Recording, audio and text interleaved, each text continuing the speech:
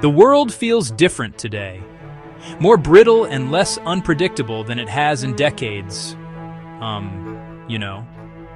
The relative calm that followed the end of the Cold War has given way to a palpable sense of unease. Nations that once sought common ground now increasingly eye each other with suspicion. Their interactions are defined by rivalry rather than partnership. This shift is not a sudden storm, but a slow-gathering weather front, building pressure across the globe. The central question is simple but profound. What happens next? Where is this new era of global competition leading us? Geopolitics is not an abstract game. At the heart of today's rising tensions lie three fundamental and interconnected drivers. Stylized graphic. Three interconnected circles labeled power shifts, economic competition, and technological disruption. The first, and perhaps most timeless, is the shifting distribution of global power. For centuries, the international order has been shaped by the rise and fall of great powers. Today, we are living through another such transition. Emerging economies, most notably China, have accumulated immense economic strength. They have also accumulated immense military strength. This challenges the long-standing dominance of the United States and its allies. This realignment inevitably creates friction. The rising power seeks to assert its influence and reshape global rules to its advantage. The established power works to preserve its position and the order it helped build. The naval buildup and island-building campaigns in the South China Sea serve as a clear, tangible example of this dynamic.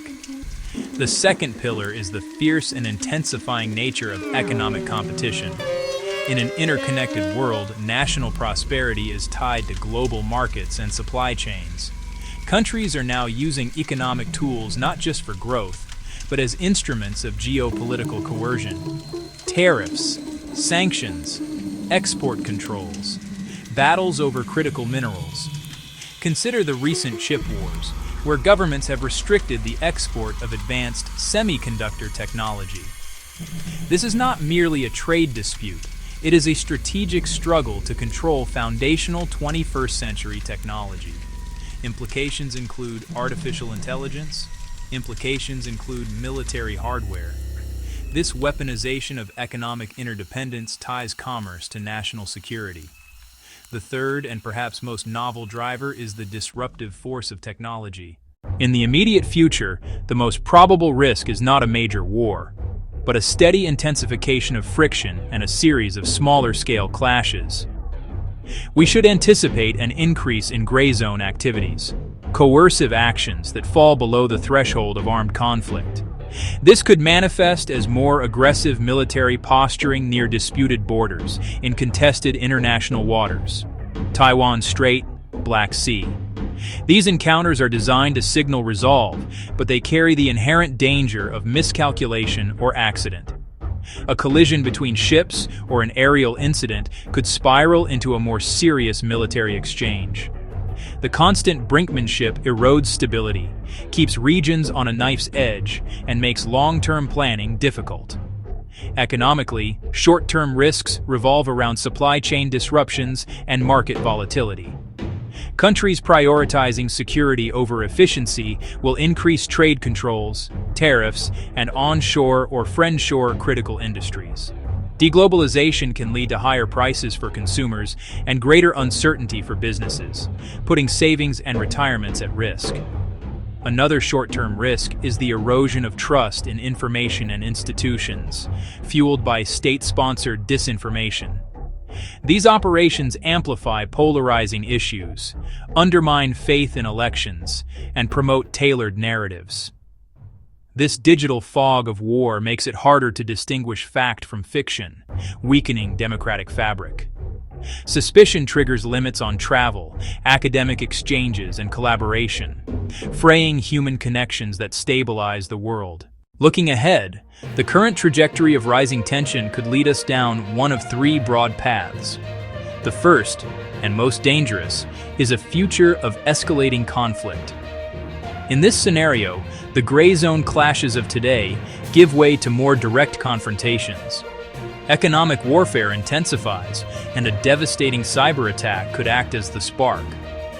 Once the cycle begins, it becomes incredibly difficult to back down without appearing weak. This path would lead to immense human suffering and could shatter the global economy. A second, more likely future is long-term, managed, yet cold competition. The global economy fractures into blocks with separate technological ecosystems. Trade continues, heavily managed by national security concerns. More stable than conflict, but less prosperous, less innovative, less cooperative. The third and most hopeful path is renewed cooperation built upon new rules.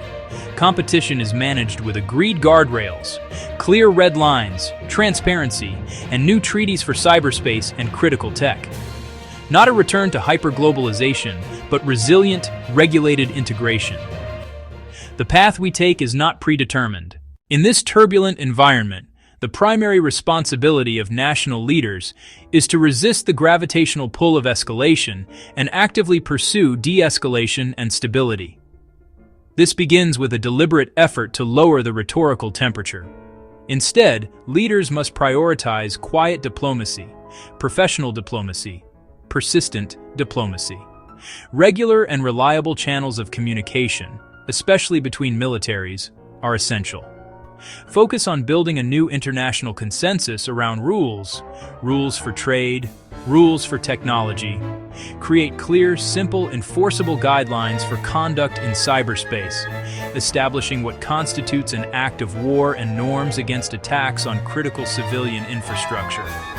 Craft agreements that preserve open markets, protect national security, and ensure supply chain resilience.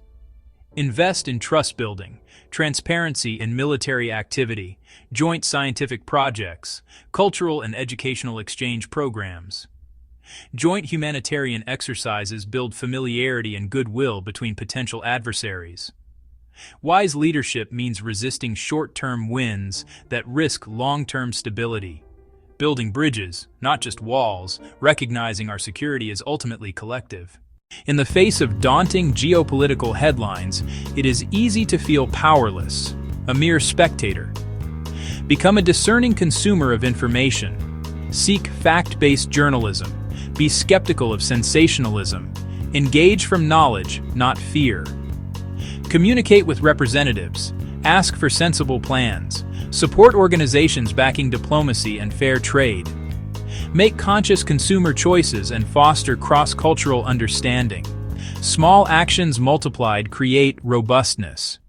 In summary, the world has entered a new and challenging era defined by rising geopolitical tensions. Historic power shifts, weaponized interdependence, and disruptive tech shape our choices among escalation, cold competition, or managed cooperation. The future is not yet written. By staying informed, demanding wise leadership, and building clear rules, we can steer toward a safer, more hopeful shore.